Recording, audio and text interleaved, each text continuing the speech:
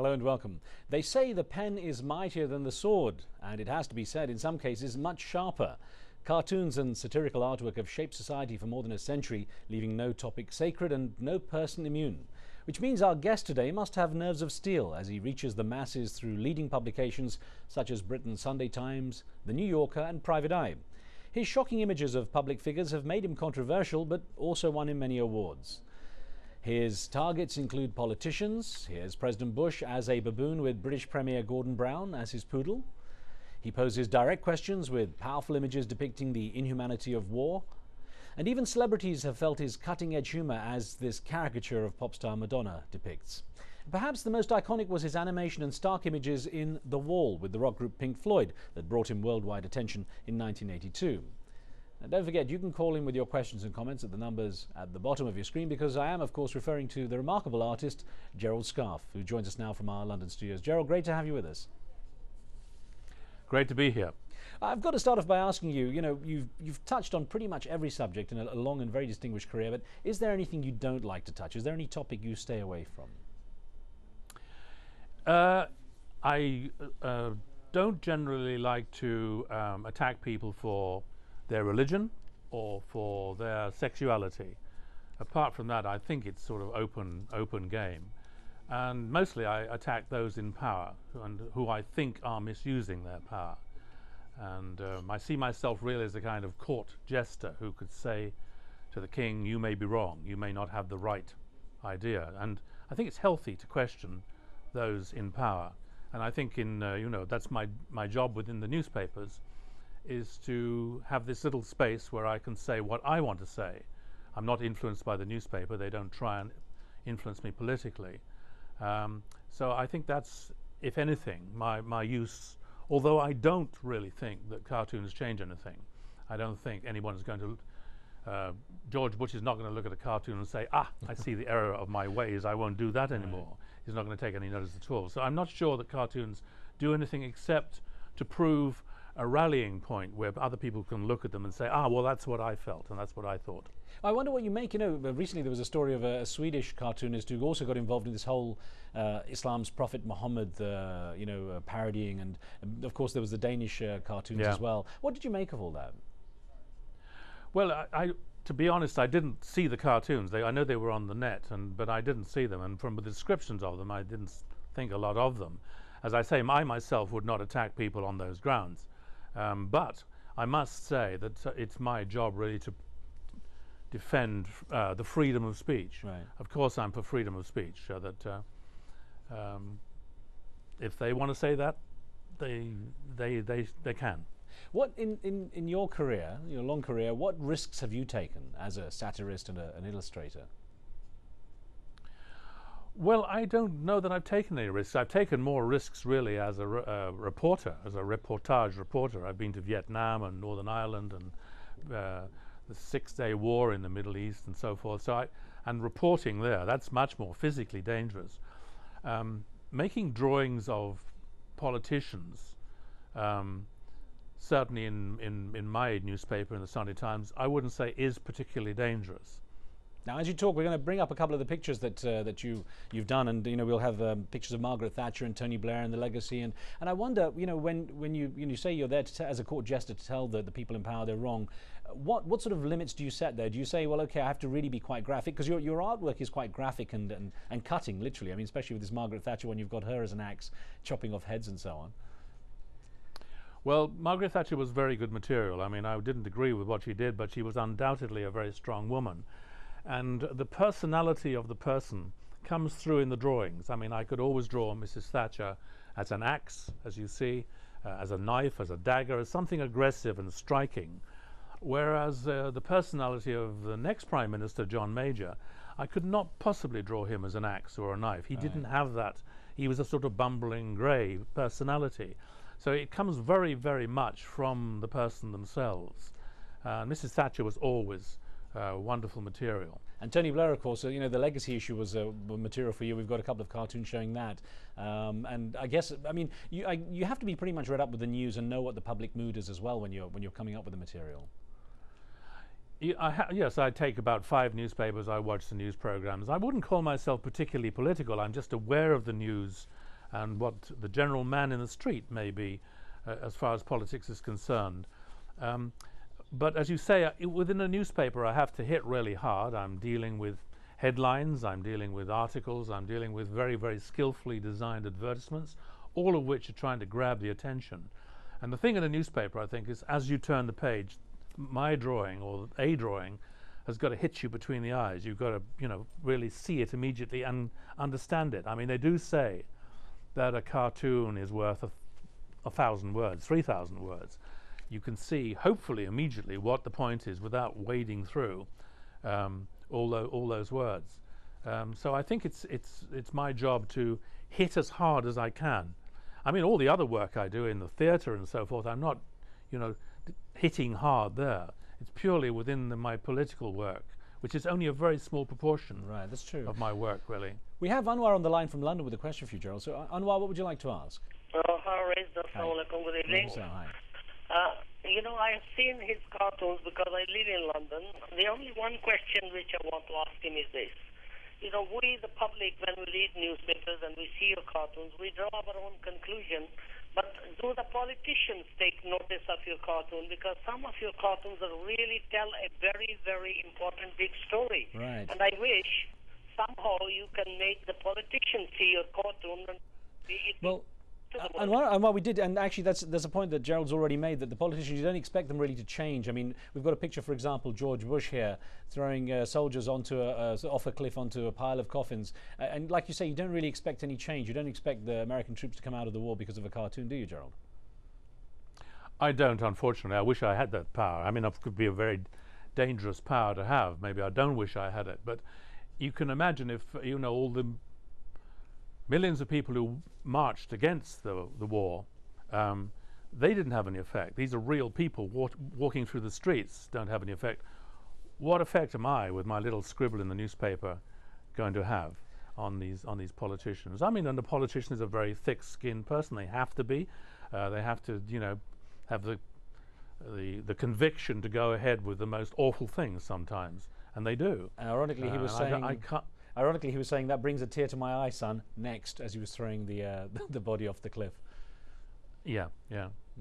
You know, I have to ask you. I don't want anyone to think that I'm anti-American. I'm not. I'm anti-Bush. Right. I mean, when I was growing up in the early '60s here in London, it was a very dull place and very bland, and everything exciting was in America. You know, it was Elvis Presley, the movies, Cadillac cars, and everything, and I just couldn't wait to get to America. So I don't want people to think that I dislike Americans. I don't. It's just their president that I have questions with.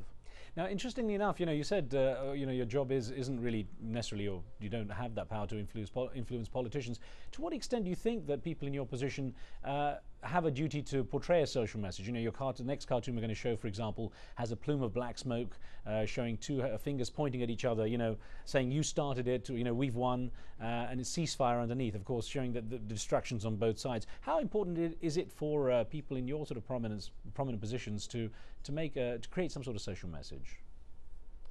Well, the message of that, I suppose, that was an unprinted cartoon, and the message there is that, you know, in these situations we all suffer on both sides. I went to Vietnam during the Vietnam War, and I did learn there what war is really like at the ground level.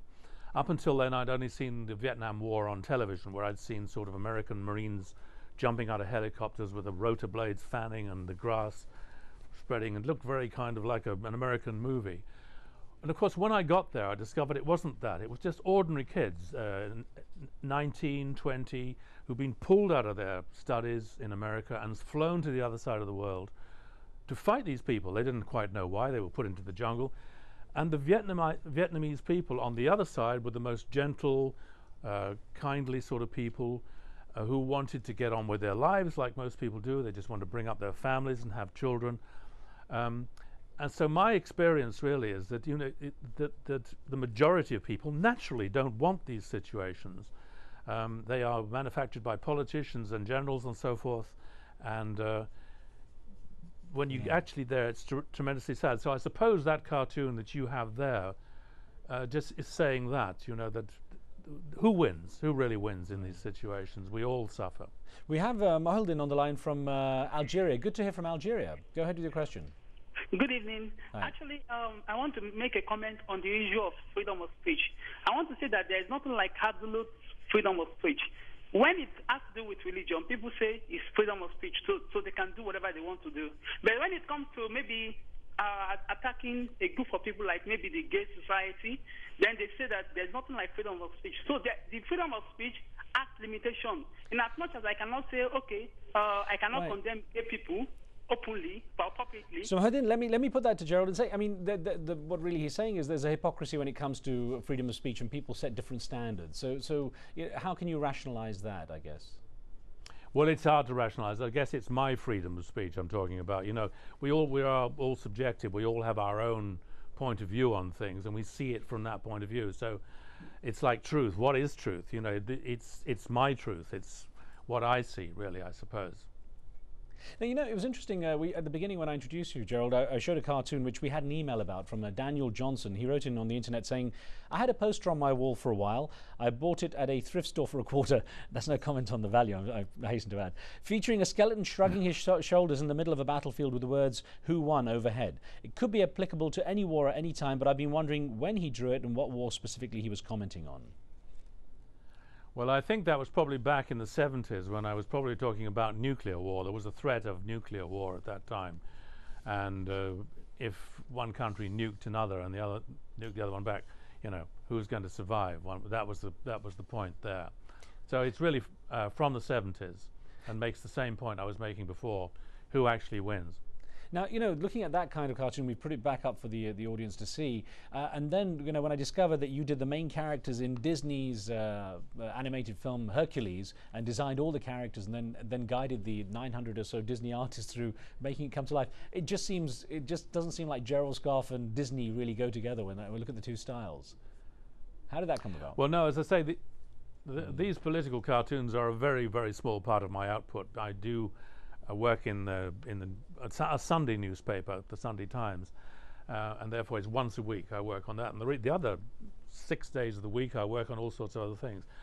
As far as Disney is concerned, I was always a Disney fan. I was an asthmatic child, very, very sickly, and I spent all my childhood drawing and reading and making little models and so forth, little toy theaters. And Disney was my one sort of delight. And in those days there was no television or videos. And when a Disney film came out, it was such a delight to me. So he had a huge effect. Years and years later, two guys who had seen me when I was in Chicago with shows of my work, and I worked for Time magazine, and they knew my work from Time magazine, and these two guys turned out to be Disney directors. And they simply wrote to me and said, how would you like to be designer on Hercules? And I said, you bet. And I did try to add to Hercules my own particular take on it. And the more wicked characters like Hades, the god of the underworld, I was able to get my kind of ferocious style into. The goody-good is the heroes like Hercules himself were a little bit boring in a way for me to deal with. But I did in fact draw all the characters in the movie.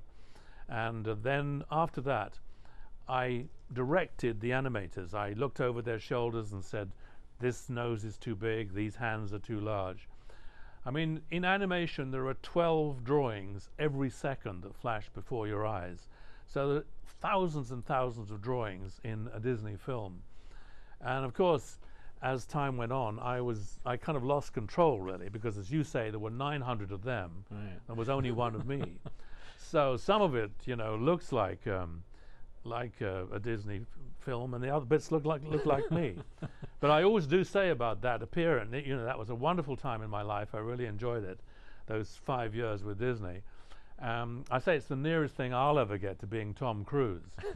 And I had severe limo withdrawal when I left there. I'll tell you, I used to go outside and think, "Where's my car?" Yeah, London streets aren't conducive to that. Yeah. They treated me extremely well, and it was a great period. That's good. Shahid's on the line. Animation. Go ahead, Joe. I was going to just get Shahid on the line from Pakistan, just to get a quick question in here while we've got a couple of minutes. Okay, go ahead. Shahid, go ahead. Yeah, hi, go on. Hi, how are you, Riz Khan? Ambassador Shahid is here. It's a very, nice that I am hearing about the world most important person into the arena who spent the 40 years almost for the cartoon industry and making the things, especially his political cartoons give a very good impression to the people to laugh and to Shahid, we've only got a minute, so do you have a quick question for Gerald? Well, the question is this: that how he continue the 35 years on the Disney and the political cartoons, and okay, Shahid, let me put that to Gerald. And what is the secret to your longevity, Gerald? What's kept you going and kept you so fresh all this time? Well, I love the work and I need the money. You know. That's a good answer, definitely. Now, I just have to ask you, as we've got literally 30 seconds, by virtue of doing art, by being involved in cartoons and things like this, I mean, do you yourself have to consider life with a sort of humorous point of view? Do you have to be able to put it aside? Oh, I think if you don't have a sense of humor in this life, it's almost unbearable. I think that's the one thing that I've learned since my sickly childhood. That's what I think where I developed, if any sense of humor I have. But you've got to see the world for the crazy place it is. Well, Gerald, we're really honored to have you with us. Great to speak with you. I hope to speak with you again soon. Pleasure. Thank you. And thank you for being with us. On tomorrow's show, we speak with renowned Canadian journalist and activist Naomi Klein about her opposition to corporate globalization and her latest book, Shock Doctrine, The Rise of Disaster Capitalism. Don't forget, if you have any questions for her or topics you'd like us to cover, send emails to riz@aljazeera.net. See you next time. Street Talk is next.